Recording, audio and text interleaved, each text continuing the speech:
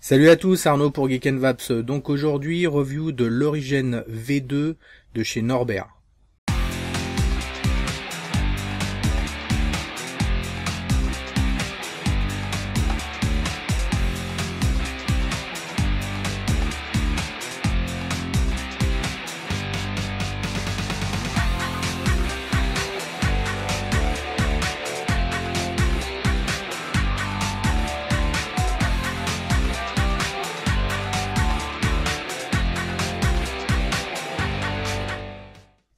Donc l'Origin V2 est un dripper simple ou double coil avec donc un corps complètement stainless steel en acier inoxydable. On est sur un dripper donc réalisé par Norbert. Norbert, alors je sais pas si c'est la marque ou le nom du modeur, c'est en tout cas un modeur hongrois qui a déjà donc réalisé un premier dripper, l'Origin V1. Fatalement, donc on verra un peu les différences, et c'est le dripper qui a clairement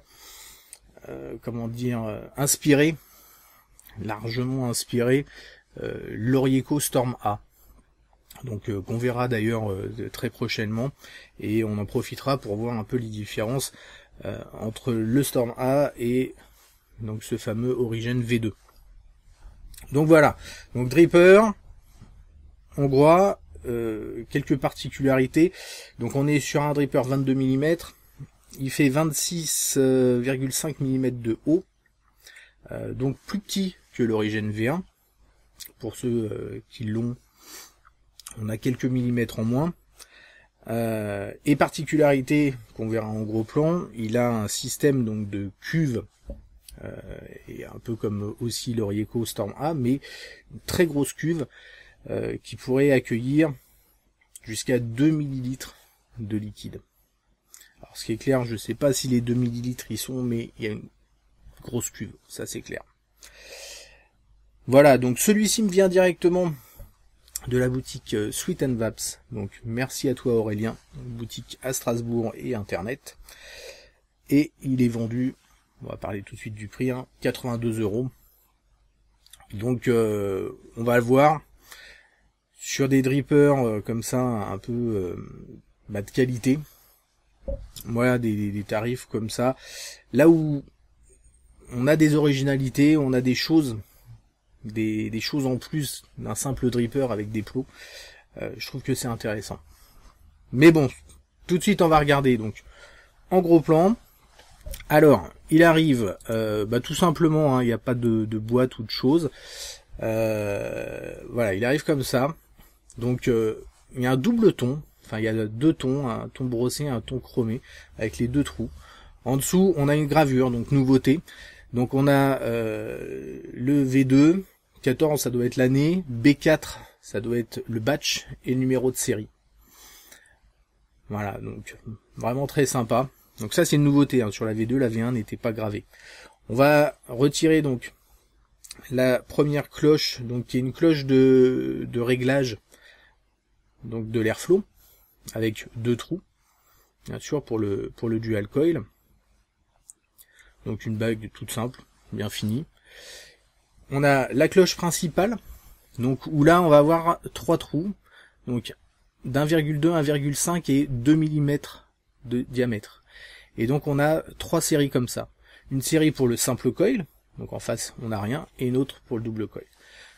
Plusieurs joints pour venir tenir la cloche principale, donc un petit au-dessus et deux autour des airflows. On va retirer donc cette cloche pour pouvoir voir le plateau. Donc autre nouveauté sur ce V2, donc on a les joints qui sont à l'intérieur de la cloche principale, là où il n'y avait rien, et les joints étaient sur le plateau sur la V1. Donc voilà le gros plan sur le plateau. Donc vous voyez, on voit un peu la cuve derrière. Un truc assez impressionnant.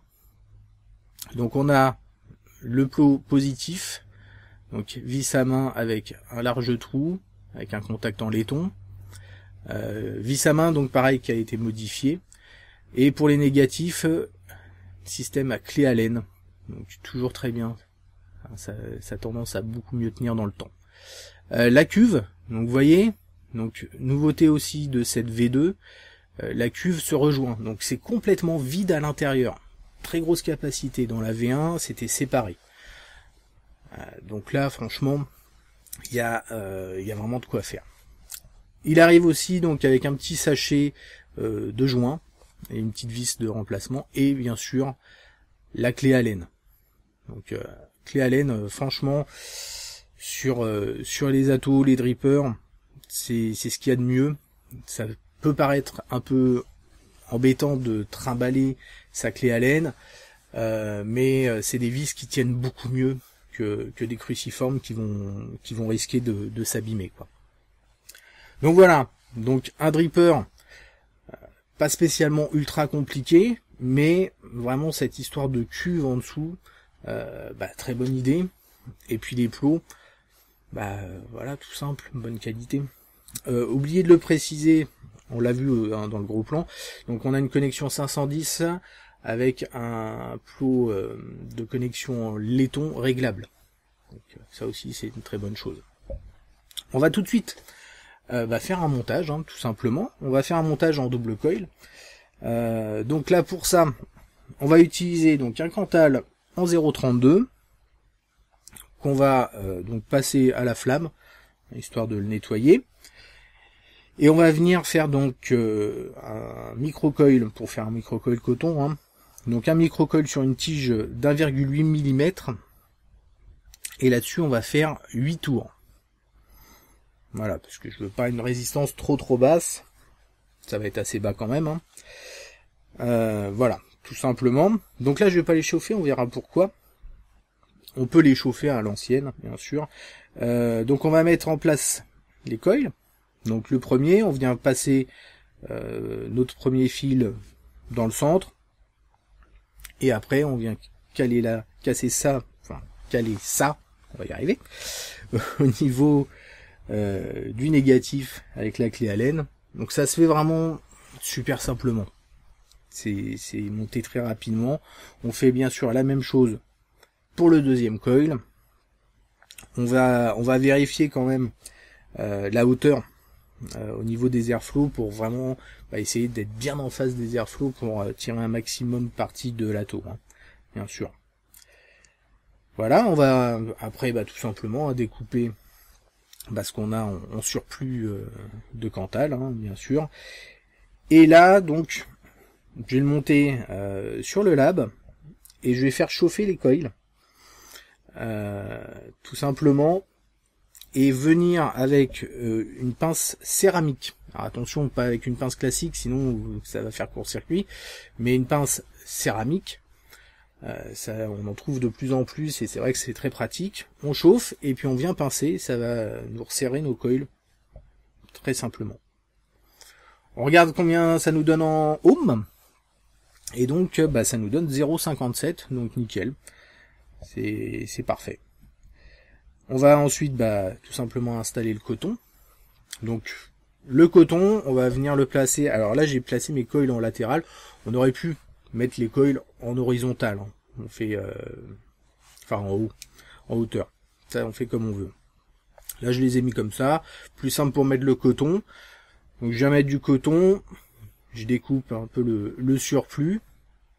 Et puis une fois le coton mis en place, on va venir mettre le coton dans les cuves, histoire d'avoir notre réserve de liquide tout simplement. Ensuite, on vient bien sûr mettre du jus pour humidifier un peu tout ça. Faudrait pas laisser, faut surtout pas lancer le contact sans jus, parce que sinon le coton va brûler bien sûr. On vérifie ce que ça donne. Et là, ça promet d'être très très bon.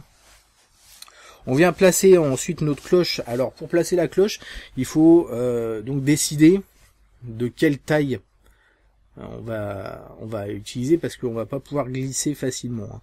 Donc là je vais prendre les trous de 2 mm, deux trous de 2 mm, et on vient bien se placer en face de notre coil pour avoir quelque chose d'optimum. Toc. Ensuite, on vient placer la cloche supérieure. et puis un petit drip tip, histoire de finir ça correctement. Voilà. Donc voilà ce que ça donne sur le lab. Super joli, franchement ça se marie nickel. Et puis histoire de montrer sur un Mirandus aussi, où là pareil ça marche très très bien, quoi. Donc voilà, donc montage franchement simple. Franchement simple, la vis du pôle positif à la main, très pratique, et en plus elle est percée. Les autres avec clé Allen, vraiment aucun problème pour monter le coil. Donc là, on est en dual coil. J'ai mis un liquide sans nicotine, histoire de. Donc sur le lab. Et puis on voit ce que ça donne, hein.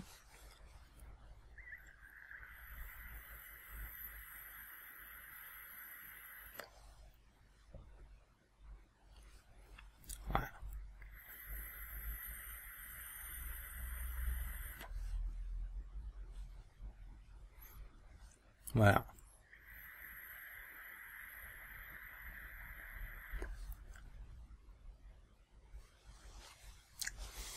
Franchement, on a un super rendu.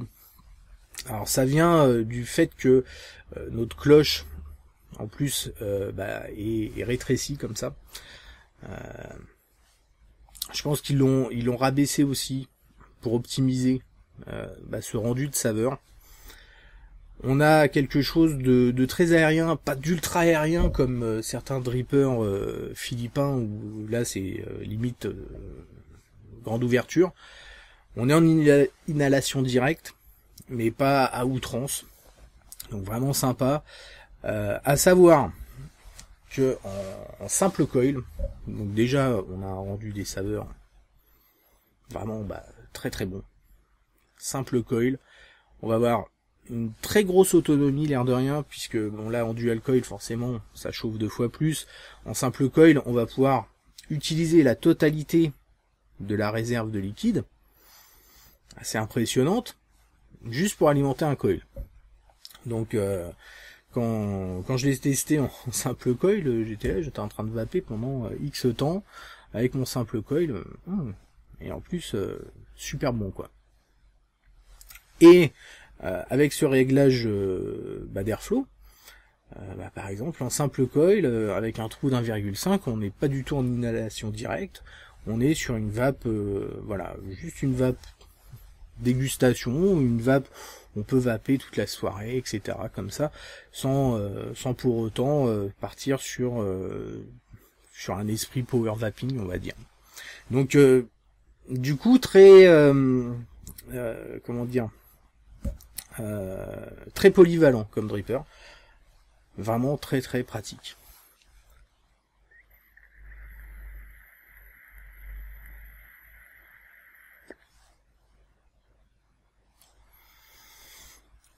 Et quand on veut se faire plaisir, voilà.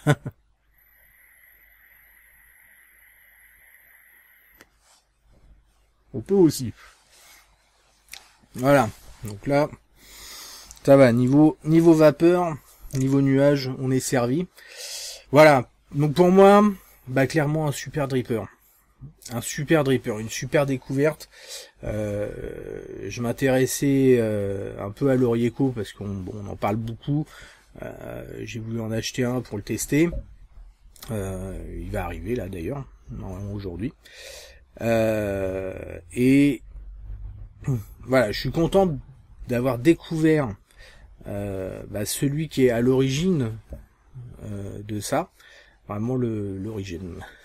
Oui, le vrai dripper qui a lancé cette idée de cuve avec une cuve clairement immense, un look vraiment nickel, une finition nickel et qui fonctionne juste parfaitement, quoi.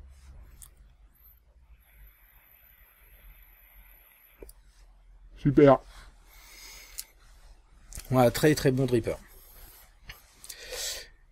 Merci Aurélien. Donc, ça va être tout, hein. On verra donc très rapidement.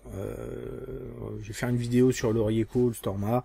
Je vais pas m'étaler 50 milliards de temps, mais je vais pouvoir faire un petit comparatif avec cet Origène, voir un peu ce que ça donne en termes de saveur, de tirage, etc.